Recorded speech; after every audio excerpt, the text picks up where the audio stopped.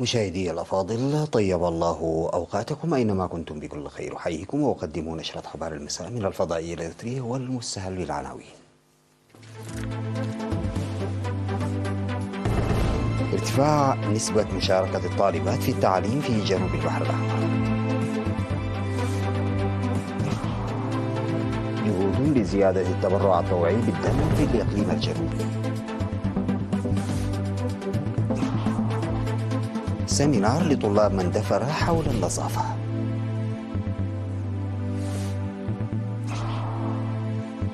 إيكواس تتفاوض مع المجلس العسكري بالنيجر في ختام قمة سنوية. المحكمة العليا في الهند تصادق على إلغاء الحكم الذاتي لكشمير. إغلاق المدارس وتأخير الرحلات الجوية بسبب العواصف الثلجية في الصين.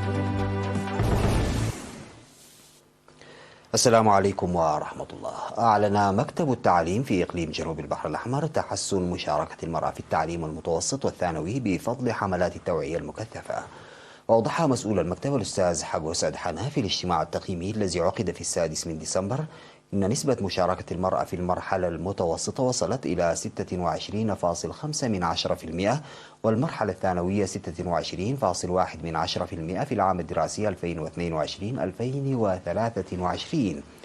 رغم هذه النسبة المشجعة إلا أنها لا تعادل المشاركة الموجودة في رياض الأطفال والمرحلة الابتدائية. وذكر بأنه يجب دراسة أسباب انخفاض الحضور والغياب والتسيب بعناية واتخاذ الإجراءات الإصلاحية، مشيرا إلى أن تأخير المعلمين في المرحلتين المتوسطة والثانوية تعتبر جزءا من المشكلة ويجب حلها.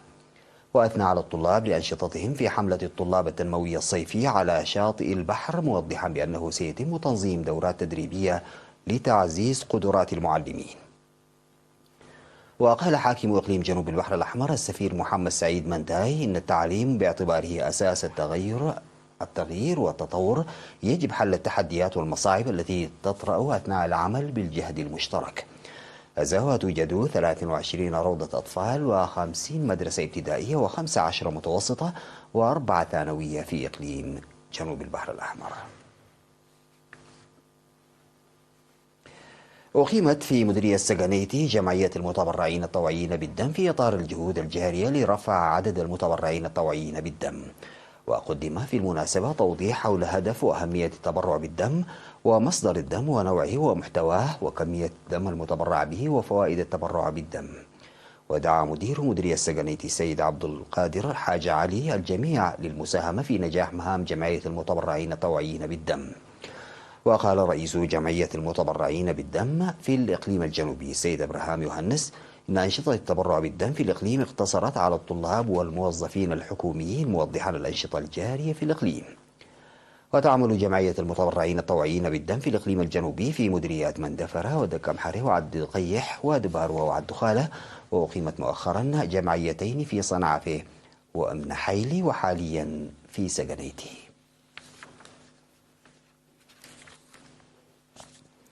تمت المصادقة على توجيهات عمل لجنة مهام إقليم شمال البحر الأحمر المقامة للسيطرة على أمراض نقص اليود بعد مناقشات قامت بها لجنة المهام الوطنية مع لجنة مهام الإقليم يومي 7 و8 من ديسمبر الجاري.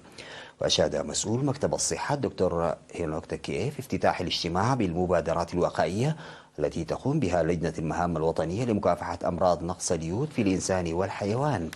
ودعا لتقييم أنشطة لجنة مهام الإقليم المشكلة قبل عام ووضع خطط عمل أفضل. ووضح مسؤول مراقبة الجودة في مؤسسة المواصفات الإريترية السيد ألمر آية الخلفية التاريخية لإنتاج الملح في إريتريا وخلط اليود في الملح وأوضاع نقص اليود في إريتريا وعواقب نقص اليود وتدابير الواجب اتخاذها للسيطرة على أضرار نقص اليود. وقدم مسؤول وحدة الغذاء في وزارة التجارة والصناعة السيد قلعة بخر دنجل توضيحا حول محتوى المبادئ التوجيهية لعمل لجنة المهام الإقليمية. وبعد المصادقة على الوثيقة وصل أعضاء لجنة المهام بدمج منتجي الملح العاملين والانضواء في جمعية لإنتاج ملح عالي الجودة وتخصيص ميزانية للجنة المهام الإقليمية للقيام بأنشطتها والقيام بأنشطة توعية لشرح أضرار نقص اليود. وأشاد المدير العام لقسم الخدمات الاجتماعية في إقليم شمال البحر الأحمر السيد رزان السها في ختام الاجتماع بالمناقشات والوثيقة المعتمدة وضعا في الاعتبار للآثار الصحية الخطيرة لنقص اليود على الإنسان والماشية. وأقيمت لجنة مهام العمل الإقليمية لمكافحة أمراض نقص اليود في أكتوبر من عام 2022.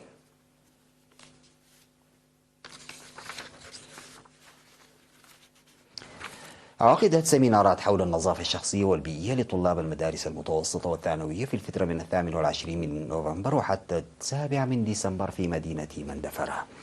وركزت السيمينارات التي نظمت بالتنسيق مع مكتب الاتحاد الوطني للشباب والطلبة ومكتب الصحة على أسباب وعواقب الأمراض بشكل عام والأمراض الناجمة عن قلة النظافة بشكل خاص. وأوضح الخبراء الذين أشرفوا على السيمينارات أن أكثر من 80% من الأمراض المعدية يمكن الوقاية منها من خلال اتباع النظافة. في غضون ذلك قدمت الهيئة الإدارية لتنظيم الشباب والعمال في المؤسسات الحكومية في مديرية مندفرة شرحا ركز على الوعي الاجتماعي وتأثير الأقران. في الختام حث المشاركون على استمرارية المحاضرات التنويرية لفوائدها في كافة جوانب الحياة. ارتفع الوعي حول دفع الضرائب من خلال حملات التوعية التي جرت في مديرية قلوج. وقال مسؤول مكتب الإيرادات الداخلية للمديرية السيد إلياس فساهية لوكالة الأنباء الإريترية أن هناك أكثر من 3000 من دافعي الضرائب المسجلين الذين يعملون في الزراعة النقدية والأنشطة التجارية الأخرى. وأوضح أن وعي التجار كان محدودا في السابق، خاصة أن أصحاب الجرارات لم يدفعوا الضرائب منذ فترة طويلة. وذكر عضو المكتب مبرهت يوهنس بأن عدد دافعي الضرائب كان منخفضا قبل إنشاء المكتب، واضطرار التجار للذهاب إلى تسني لدفع الضرائب. ودعا أعضاء مكتب الضرائب إلى تخصيص القوى العاملة والتجهيزات اللازمة بما يتناسب مع العدد المتزايد من دافعي الضرائب. بعد الفاصل سادتي أعود بالأخبار الخارجية.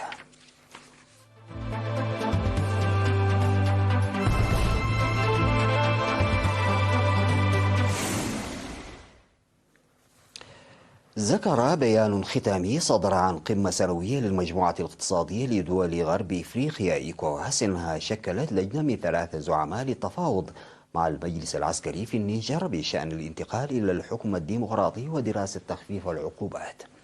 وصارت النيجر في يوليو أحدث عضو في إيكوواس يتعرض لانقلاب عندما احتجز عسكريون من الحرس الرئاسي الرئيس محمد بازوم وشكلوا ما سموه حكومة انتقالية ضمن سلسلة انقلابات في منطقة الساحل بغرب إفريقيا. وخلال القمة التي انعقدت في العاصمة النيجيرية أبوجا قررت إيكوواس تشكيل لجنة من زعماء توغو وسيراليون وبنين للتواصل مع المجلس العسكري في النيجر بهدف الاتفاق على خارطة طريق انتقالية قصيرة والعمل نحو استعادة النظام الدستوري بسرعة. وبعد انقلاب النيجر في يوليو قالت السلطات في غينيا بيساو وسيراليون في الأسبوعين الماضيين إنهما أحبطتا أيضا محاولتي انقلاب. ووقعت مالي والنيجر وبوركينا فاسو في سبتمبر أيلول اتفاقا أمنيا تعهدت بموجبه بمساعدة بعضها البعض في حالة حدوث أي تمرد أو عدوان خارجي. صادقت المحكمة العليا في الهند على قرار حكومة ناريندرا مودي إلغاء الحكم شبه الذاتي لولاية جامو كشمير التي تشهد تمردا منذ عقود. واعتبرت المحكمة في حكمها أن القرار الصادر في العام 2019 الذي سمح لنيودلهي بإدارة منطقة جامو وكشمير بشكل مباشر كان تتويجا لمسار الدمج وبالتالي هو ممارسة مشروعة للسلطة. ورحب مودي على الفور بالقرار ورافق إلغاء الحكم الذاتي المحدود لكشمير، فرض سلطة نيودلهي المباشرة واعتقالات جماعية والإغلاق الكامل لهذه الولاية وقطع الاتصالات لمدة شهر، فيما عززت الهند قواتها المسلحة في المنطقة لاحتواء الاحتجاجات. وتثير سياسات رئيس الوزراء مودي القاسية اعتراضات واسعة في كشمير، لكنها تلقى تأييدا كبيرا في مختلف أنحاء الهند. أدى تساقط الثلوج إلى إغلاق الطرق ووقف عمل وسائل النقل العام وتأخير الرحلات الجوية في العاصمة الصينية بكين، بالإضافة إلى أجزاء أخرى من البلاد. وأعلن التلفزيون الصيني الرسمي إلغاء 184 خطا للحافلات في بكين بسبب حالة الطقس. أما على خطوط المترو مترو الأنفاق فشغلت سلطات المدينة المزيد من القطارات والعاملين الفنيين الإضافيين بغرض نقل الأشخاص الذين يغيرون وسيلة مواصلاتهم من الطرق العادية إلى المترو بحسب وكالات.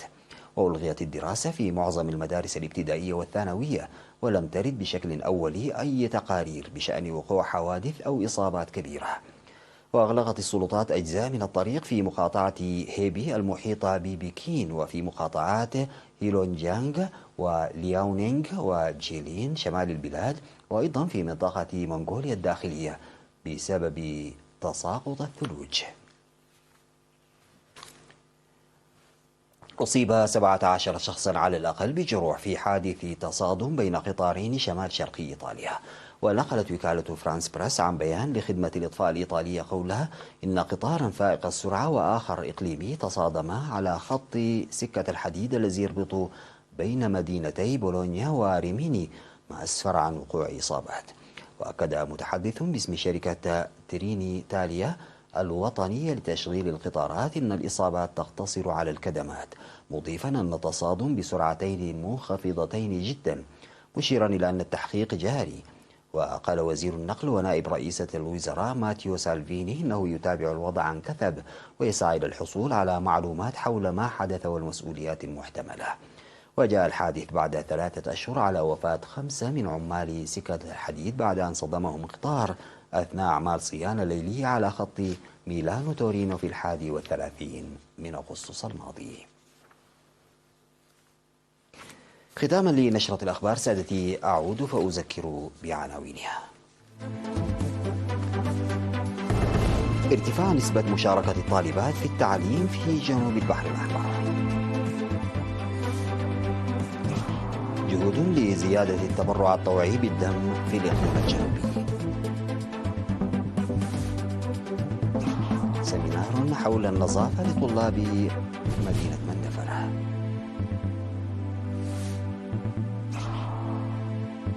إيكوواس تتفاوض مع المجلس العسكري بالنيجر في ختام قمة سنوية.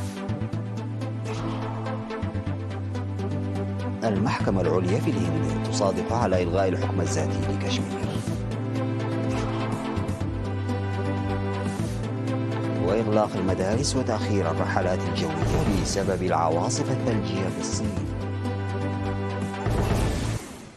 انتهت نشرة أخبار المساء، قدمتها لحضراتكم من الفضائية الإلكترونية. شكرا لمتابعتكم، والسلام عليكم ورحمة الله تعالى وبركاته.